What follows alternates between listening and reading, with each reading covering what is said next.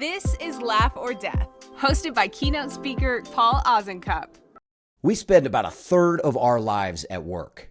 To deny ourselves humor for a third of our lives is to crush the human spirit. In this episode of the Laugh or Death podcast, we're going to talk about using humor to make work, even if it's just like a little bit more fun. Because the only place we spend more time at than work is bed.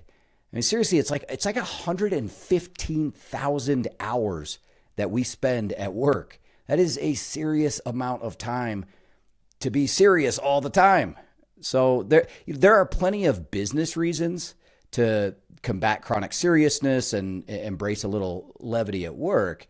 The Bell Leadership Institute, for example, did a study of people in all sorts of different industries, over 1 million people, and asked people to name the characteristic traits of the best leaders they've ever worked for.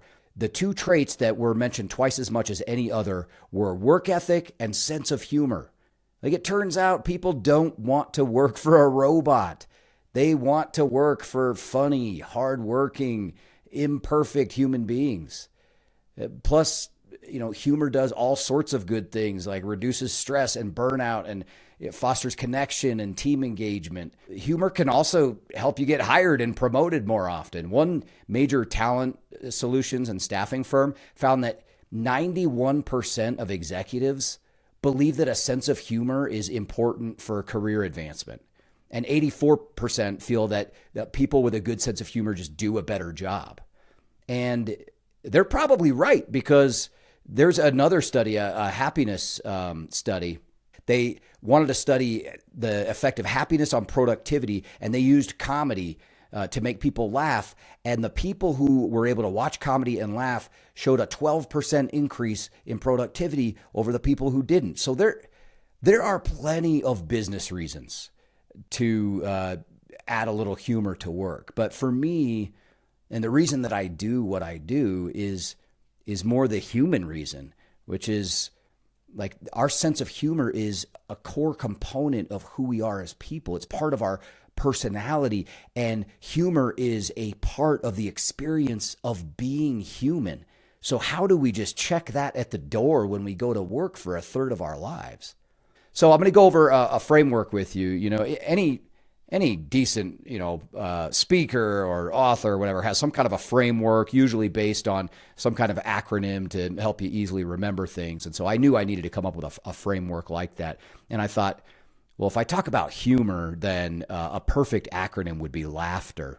And then I looked at how the word laughter was spelled and was like, yeah, no, who puts an ugh in the middle of the word laughter?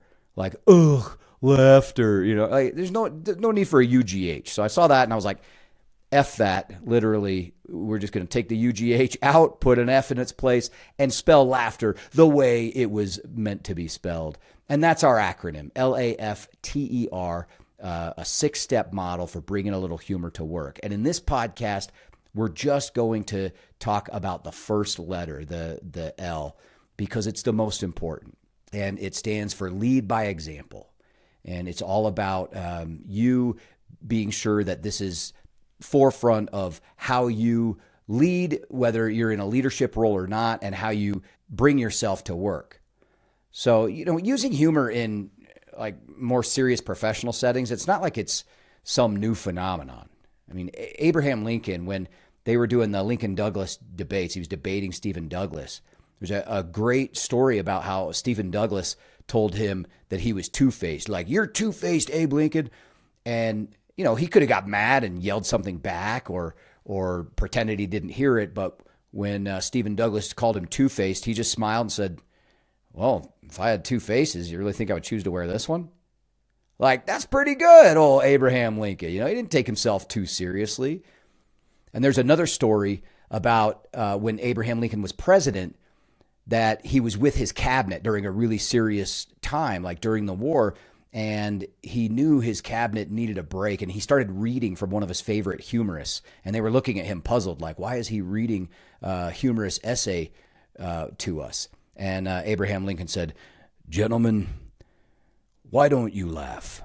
With the fearful strain that is upon me night and day, if I did not laugh occasionally, I should die. And you need this medicine as much as I do. That's my Abraham Lincoln impression. Thank you. I don't really know what he sounds like, so I guess got to make something up. But he knew instinctually that, like, hey, we need a psychological reset, and I think a little bit of humor can do that. So if the president of a country that was being ripped apart by a civil war over the abolishment of slavery can find a way to harness humor in his work, then surely any of us can with the work that we do as well. And you don't have to be the leader of the free world or even a leader in your own organization to lead with your sense of humor. And, based on the research I mentioned earlier, if you do lead with your sense of humor, then you probably are going to be elevated to that leadership position before too long. So, and get some kind of a promotion.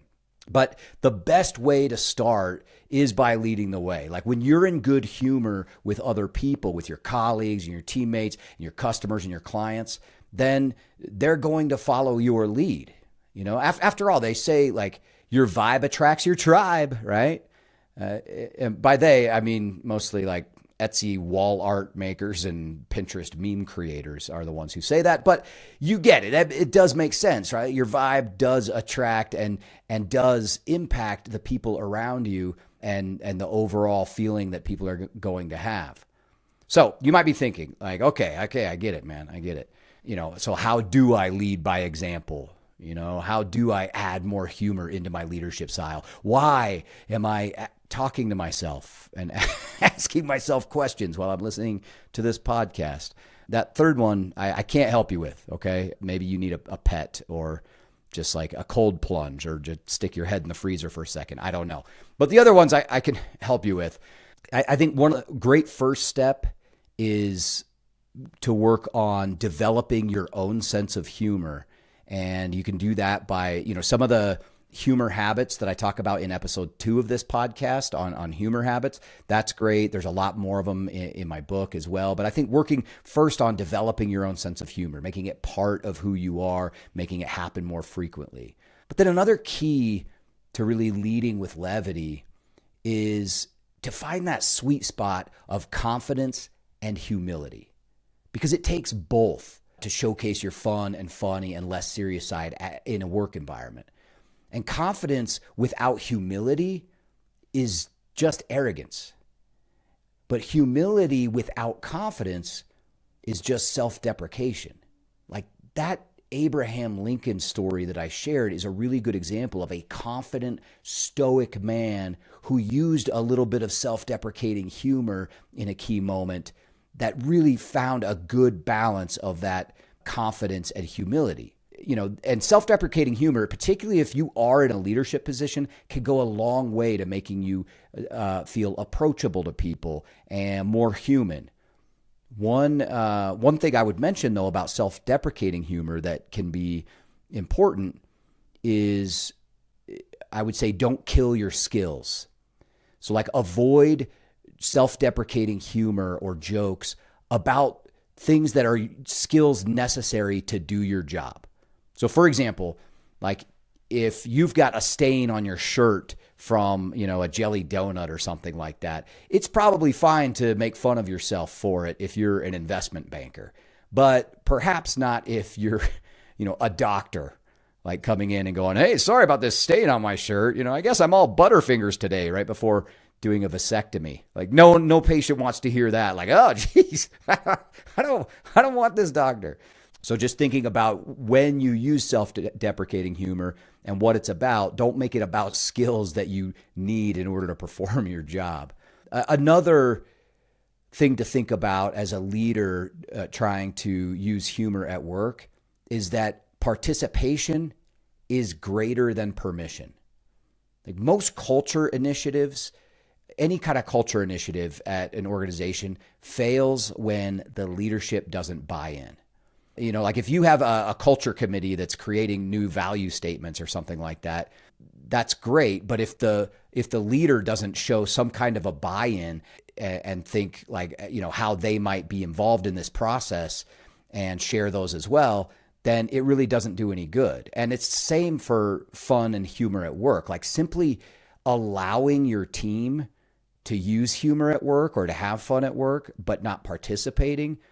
It's like the leadership version of Alexis from the TV show Schitt's Creek. She would always say like, "Oh my God, I love that for you." That's what that is. If you're a leader, like, "Oh, well, I let them have fun. I think they should be able to have humor at work, but I don't really participate. Oh my God, I love that for you."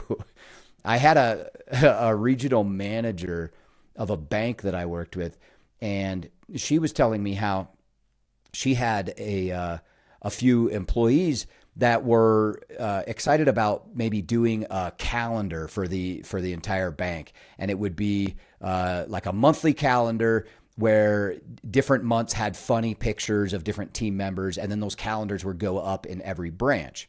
And she was like, "Oh, that's great. You guys should totally do it." And they never did it. And she was saying like, "I want my team to be able to do fun things and have fun at work," but she didn't really participate in any way. She just kind of allowed them to do it, and it never came to fruition. And she was a pretty serious woman. And so being really goofy was definitely not her style, but she could have participated probably in some other way. Like she didn't have to make herself like, "Okay, I'll take wacky pictures of myself and I'll be Miss April Fools." Like if that's not really who she is, that's not how she has to participate. But, she could have done something else. Like she could have participated by saying, "Great, let me give you time at the next all department meeting to talk about this." Or let me make sure I hook you up with our audiovisual team in order so that they can, help you do this really well. Or let's see if we can find a small budget for you or something like that. Or even I'll just show up and cheer you guys on while you're doing the pictures. This will be really fun. So the team, they had a sense of humor, but not a sensei of humor. Like they needed a leader to buy in and go, "Yeah, let's do this. This will be fun." So essentially she was being Alexis from Schitt's Creek, right? She was going like, "Oh my God, a funny office calendar. I love that for you. That's so great." But then you don't really feel like if you're a team member, like, "Oh, should we really not do this?" So there's a lot of different ways to participate or be involved with the humor happenings. And when you'll see that when you pair your permission with participation, you'll see a huge increase in engagement overall, because it'll make the team members, they feel safer playing along with you rather than in front of you. It'll give them a little bit of psychological safety. So you can remember this by remembering the 4 P's formula, okay? The 4 P's formula for using humor at work as a leader. Permission plus participation equals psychological safety. Close enough, right? I had 3 P's and, a silent P on the word safety. Yeah, it's good enough. But yeah, permission plus participation equals psychological safety. And it really does help to make people feel like, okay, if the leader of our organization will do these things with us, then I can show a little bit more of my, authentic self at work. And I can show a little bit more of that goofy side. One example that I love, and I use it on this podcast, is I always ask my guest, "What's something weird about you that you love, or something weird that makes you happy?" And if you listen to the first episode, you can hear my answer to that question. But I use this with groups when I go do workshops and talks around the country. I have people answer this question as well. I had a vice president of a large healthcare organization. She said to her entire team, none of them knew this. She said, "Well, something weird about me, or something weird that makes me happy, is that me and my husband actually love to go to like cosplay conventions, and we dress up as Shrek and Fiona." None of her employees knew that, and they were all stoked to find that out. They were like, "That is so awesome." But what's cool about that question is not only does it help us see somebody as a little bit more human, but Harvard Business Review did a study where they asked, they had people that were tasked with coming up with creative solutions to complex problems. And they had one group say, just get into problem solving mode, start coming up with creative solutions. Another group, first, everyone go around and share your greatest accomplishment and then get into problem solving mode. And then another group, everyone go around and share something embarrassing from your life. The embarrassing moment group outperformed the other two groups by 25%. 25% more solutions generated and more creative solutions that came up with, because there's something magical that happens when we feel safe enough to show a little bit more of ourselves at work, to show that a little more of our true selves, that funny side of us that maybe we only share with our siblings, our best friends, our significant others, or our kids. There's right now there's this whole movement about, you should be able to bring your whole self to work. To be honest, I don't know about that. I don't know about bring your whole self to work. Like, there's definitely parts it's like you can just leave that at home. But I think, and particularly if you're in a leadership role, we should be able to bring more of our true selves to work and show a little bit of that fun side.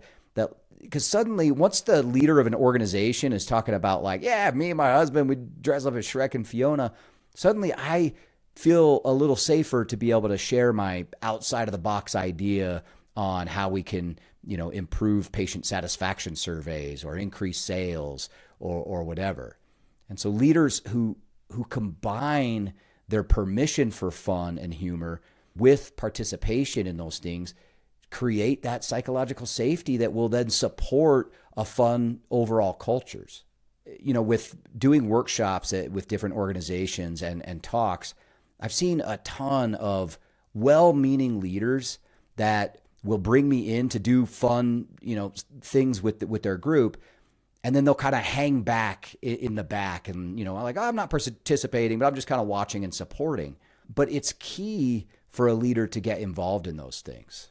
Even several years ago, I was a morning keynote speaker for this conference called Disaster Recovery Journal World Conference. The audience is 1,000 business continuity and disaster recovery professionals. So think like risk management and emergency planning, very serious. And they are definitely not used to talks on humor at their conference. And I could almost feel the gravity of their thoughts as they entered the room, taking that final sip of coffee and, hammering out a couple emails. And so the energy in the room was pretty heavy, pretty quiet. But at least my talk was about humor and happiness at 8 a.m. in a dimly lit ballroom. Like, this should go well. Like, what a disaster, right? Except it wasn't. It ended up going great. Like, the participants warmed up, they laughed, and they learned from each other and connected with each other. But the success of that talk did not hinge on me. It really hinged on the CEO of DRJ, Bob Arnold. He's a really hardworking, well-respected guy in his field, and doesn't need to be the center of attention. He's always kind of off to the side. But that being said, he agreed. I asked him if he'd come on stage and do a little thing with me at the beginning. I told him and the crowd that since talking about humor at a business disaster recovery conference at 8 a.m. involved a high amount of risk at this risk conference, before I would begin my keynote, I would need him to sign a keynote disaster recovery plan. And the plan stated that, since the whole humor and happiness at 8 a.m. thing was his idea, that he would be held liable for any keynote disaster that may occur today. I've just let myself off the hook. But it included, so I had him sign this thing, and I included language like, if an opening keynote disaster is imminent, the DRJ Fall World Conference business immediately functions at the alternate site location, the hotel bar. And you personally assume responsibility for anything which may materially and adversely affect my ability to deliver this talk as previously planned. Such events may include one or more of the following: natural or man-made disasters, including fire, flood, earthquake, failed jokes, or a non-responsive audience. Bob laughed as he signed his life away on the dotted line in front of the crowd, and they all kind of laughed along with him. But I hadn't really done much of anything yet. But the crowd had already changed. All the participants had already changed because by playing along and participating with my foolishness, Bob signaled to the participants that it's not only encouraged to go along with what we're doing and have a little bit of fun today, but it's safe to do so. So, hopefully as a leader, you can learn to lead by example, start practicing those humor habits to keep developing your sense of humor, find that balance between confidence and humility, and make sure if you're leading a team that you're giving your permission, but also your participation to create that psychological safety. And then you'll have the L in our LAFTER acronym down. So what about the rest of the acronym, you might ask? Well, the AFTER will come after this episode. You see what I did there? Oh, man. Oh, that was good. Oh, man. I'm not even a dad, but sometimes my jokes make me identify as one. But yeah, I'll do another episode that will cover all the rest of the acronym. And so stay tuned for that one. But until then, please subscribe to Laugh or Death wherever you're listening to this podcast. And also, I'd love it if you'd subscribe to my YouTube channel. It really helps us get the message out there. But until then, see you next time. You've been listening to Laugh or Death with Paul Ozenkup. If you're planning a conference or event and want something smart, meaningful, and actually funny, book Paul to speak. To learn more or to get a copy of his book, The Humor Habit, visit laughordeath.com.